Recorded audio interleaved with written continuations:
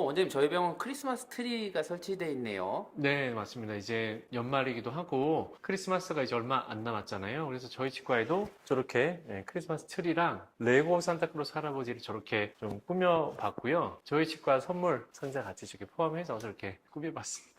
병원에 오시는 분들이 되게 기분 좋게 치료를 받으실 수 있을 것 같고요. 네네. 원장님, 사랑니 발치는 다 뽑아야 된다, 안 뽑아야 된다 말도 많은데 안 뽑아도 되는 사랑니가 있는 건가요? 대부분의 환자분들께서 사랑니를 빼러 오시는 분들은 누워 있거나 완전 매복인 경우가 상당히 많고요. 또 충치가 생겨 있거나 염증 때문에 발치하러 오시는 경우 상당히 많습니다. 그렇게 관리가 안 되시는 분들은 제가 가급적이면 좀 미리 발치를 하시라고 좀 권해드리고요. 예를 들어서 뭐 교정치과에서 의뢰를 주신 환자분들 중에 어금니가 너무 상해서 발치를 하시고 그 어금니를 대체해서 사랑니를 이용하시는 환자분들은 굳이 발치하지 않고 살려서 쓰는 경우도 있는데 네. 뭐 그런 경우 사실 많지 않아서요. 대부분의 사랑니는 발치를 권해드리고 있고 저도 사랑니 4개 다 뺐습니다. 그러면 지금 사랑니 때문에 굳이 아픈 게 없으면 나중에 뽑아도 상관없는 건가요? 사실 그런 이유 때문에 충치가 초기 충치인 경우는 아프지 않거든요. 그래서 환자분들이 오셔가지고 안 아픈데 왜 뽑아요? 이렇게 말씀을 주시는데 사실 아프잖아요. 그러면 이미 늦은 겁니다. 늦은 거고 대부분의 환자분들이 아파서 오시는 게 사랑니 앞에 있는 어금니가 상해서 오세요. 충치가 너무 심하게 진행이 돼서 실제로 사랑니보다 어금니를 발치를 해야 되는 경우도 상당히 많거든요. 그래서 사실 사랑니를 미리 빼는 이유 중에 하나가 앞에 있는 어금니를 살리기 위해서 사랑니를 빼는 것이기 때문에 꼭 이게 아파서 오시면은 그때는 이미 늦은 겁니다. 반드시 사랑니는 예방적으로 미리미리 발치하시는 게 좋아요. 그럼 사랑니는 사랑니 때문에 뽑는 것보다도 사랑니가 주는 주변 치아의 영향 때문에 뽑는 건가 보네요. 그런 경우도 있고요. 아닌 경우도 있어서 뭐 어떤 게 더 크다라고 말씀드릴 수 없는데 사랑니하고 어금니 중에 뭐가 더 중요하냐라고 하면은 당연히 어금니가 더 중요합니다. 그렇기 때문에 주변 치아들을 위해서 사랑니를 좀 미리미리 빼주시는 게 좋습니다. 그러면은 사랑니를 뭐 미리 뽑는 게 더 좋다라고 하시는 것 같은데요. 그럼 구체적으로 어떤 점들이 좀 더 좋은 거예요? 아무래도 좀 관리가 안 되시는 분들은 사랑니 주변에 특히나 뭐 치태, 뭐 치석 같은 것들이 많이 껴 있으면 이게 사실 구취의 원인이 좀 되기도 합니다. 그래서 그런 분들한테 있어서 원장님 입안에 냄새가 너무 많이 나요. 그런데 사랑니를 좀 발치하시고 뭐 스케일링 좀 받으시고 하면은 구취가 많이 개선되는 경우도 있고요. 실제로 사랑니 때문에 본인은 모르지만 주변에 아무래도 그런 어떤 염증 같은 것들이 많거든요. 그래서 미리미리 그런 걸 발치해주면 입안의 전체적인 그런 세균들의 개수도 좀 줄일 수가 있습니다. 사랑니 뽑으면 턱도 갸름해진다라는 말이 있던데 사실일까요? 사실 그 사람이 발치한다고 해서 이 턱이 사실 턱이 가름해지려면 이 턱뼈가 가름해져야 되거든요. 근데 사람이 발치한다고 해서 가름해지거나 그러진 않을 겁니다. 네.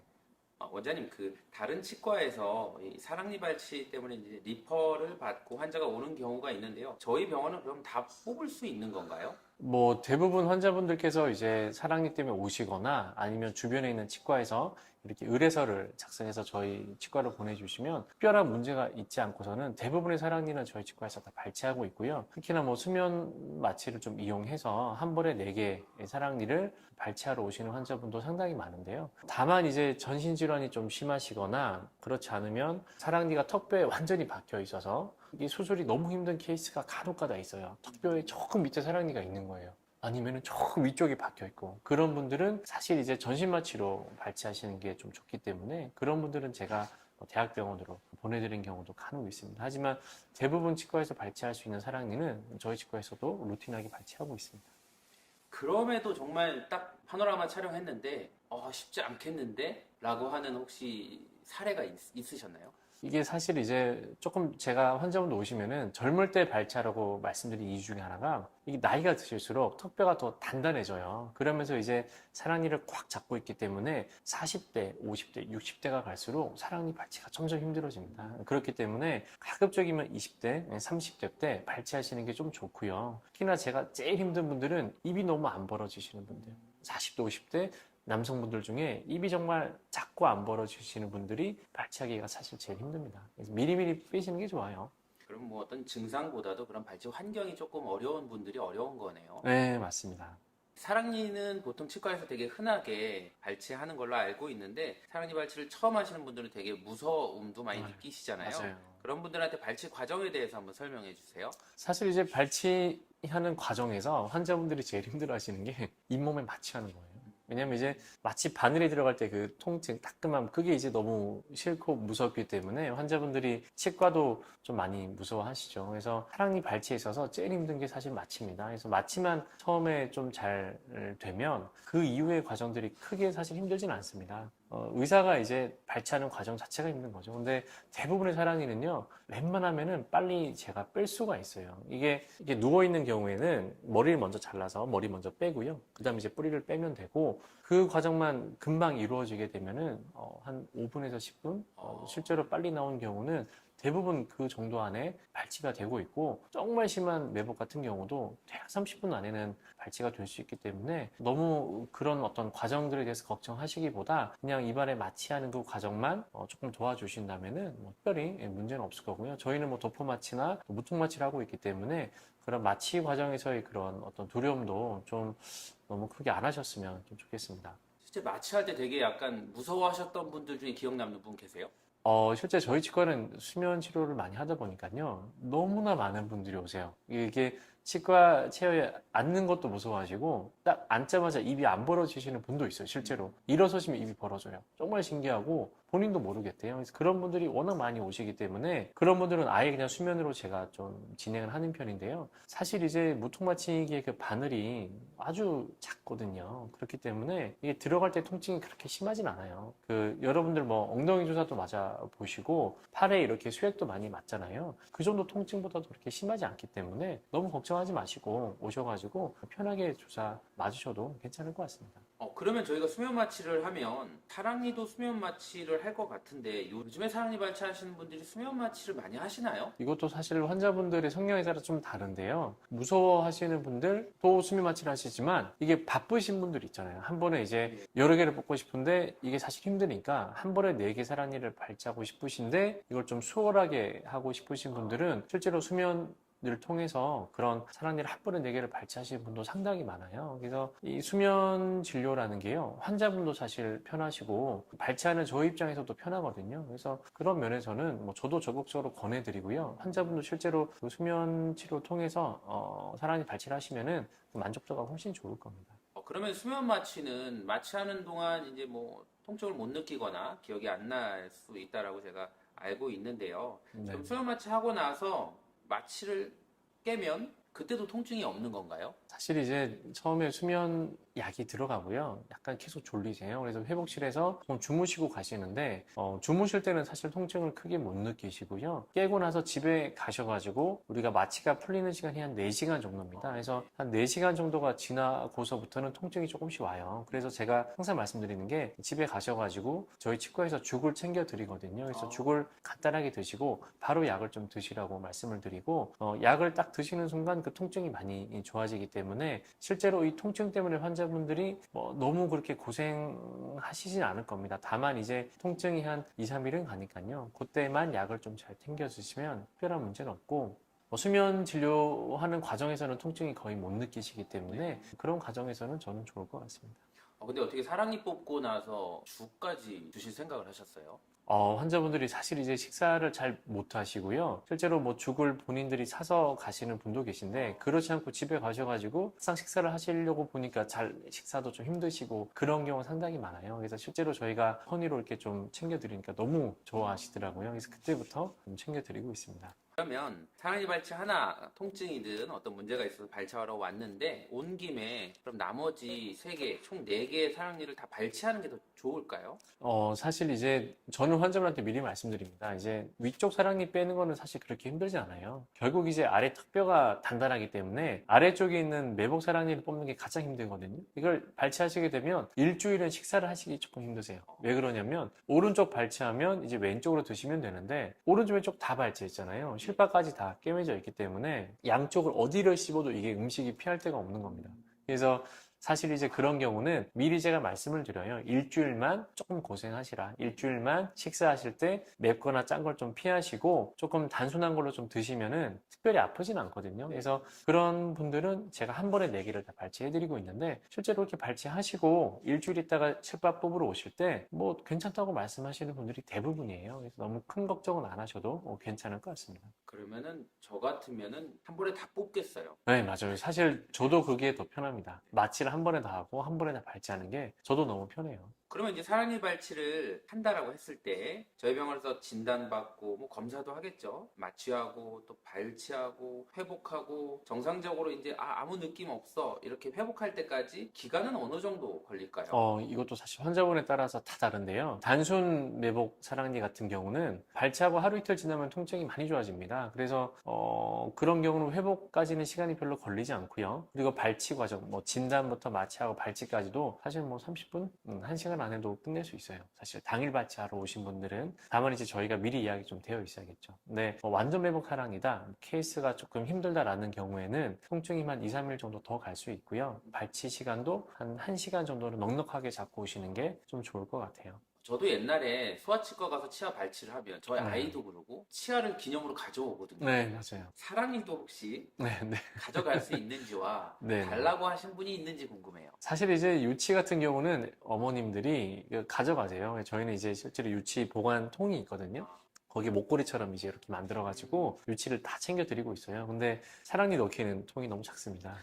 그래서 간혹 가다 계세요. 많진 않고 간혹 가다가 이제 사랑니를 좀 자기도 뭐 기념으로 가져가고 싶다라고 말씀을 주시는데 그런 분들은 저희가 이제 원칙적으로는 그게 의료 폐기물이기 때문에 반출이 금지돼 있어요. 그래서 그 서약서가 있습니다. 의료 폐기물 반출 서약서에 사인만 좀 해주시면은 저희가 그거는 이제 이렇게 봉지에 담아서 챙겨드리고 있습니다. 뭐 굳이 또 냄새도 날 거고요, 그죠? 네, 맞아요. 예. 시간 지나면 악취가 납니다. 어렸을 때야 뭐 예뻐서 치아도 조그맣고 예뻐서 그렇지만 굳이 뭐 성인이 돼서 뽑은 사랑니를 가져갈 필요는 없을 것 같기도 하네요. 네. 사랑니 발치를 하고 나서 바로 다음날 회사도 가고 일반적인 일상생활이 가능한 거예요? 아유, 당연히 가능합니다. 다만 이 그 사랑니 매복 정도에 따라서 통증이 조금 더 사실 심할 뿐인데요. 대부분의 사실 그 사랑니 같은 경우는 다음 날만 돼도요, 통증이 많이 좋아져요. 그리고 그 다음 날만 돼도 거의 환자분께서 별로 안 아파요라고 하시는 분들이 대부분이기 때문에 너무 걱정하실 필요는 없고요. 다만 조금 부을 수 있고 식사하실 때 조금 불편하다는 정도, 그 정도만 좀 인지하시면은 사실 뭐 크게 상관없다고 말씀드릴 수 있을 것 같습니다.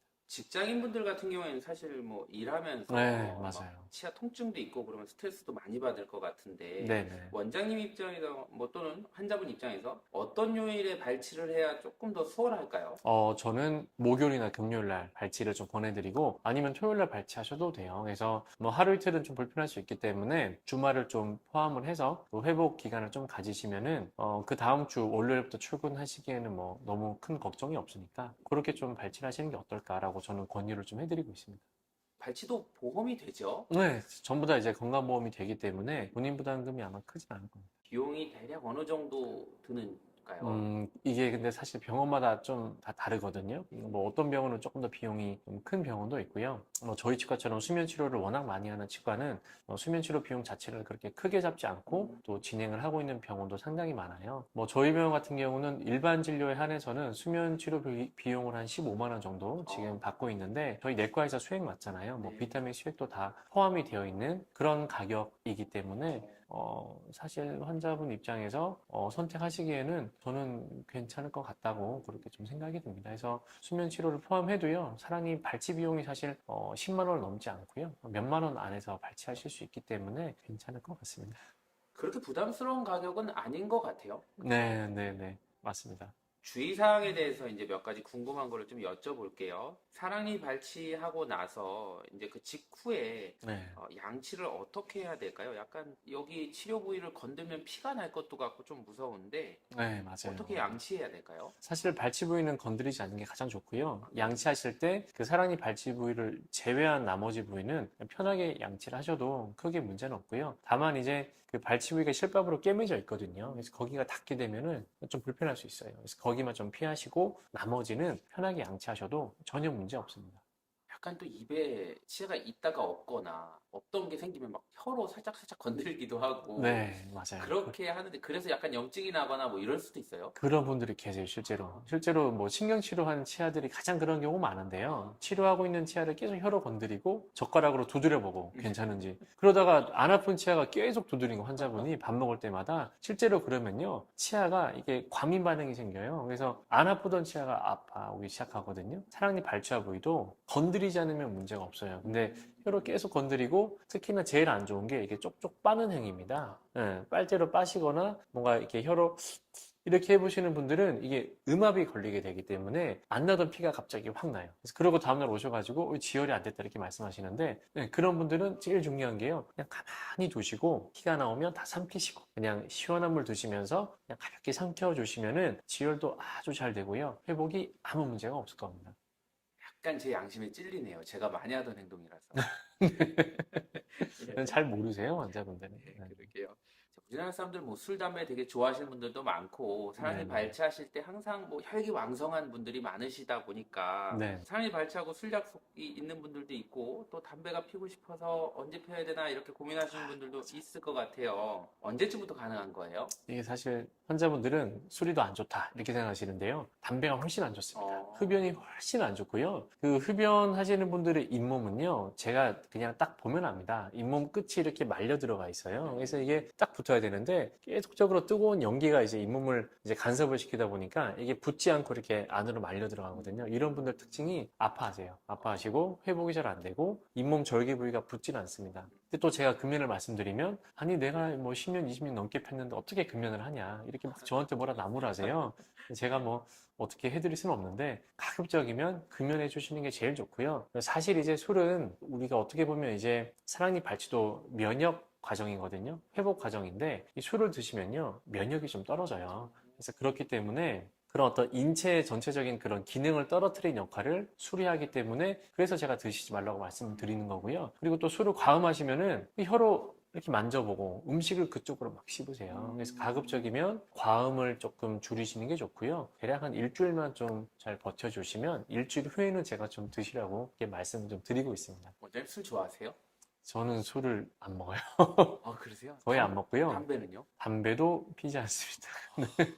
그럼 어떻게 사세요? 그래서 저는 무알콜 맥주를 먹어요.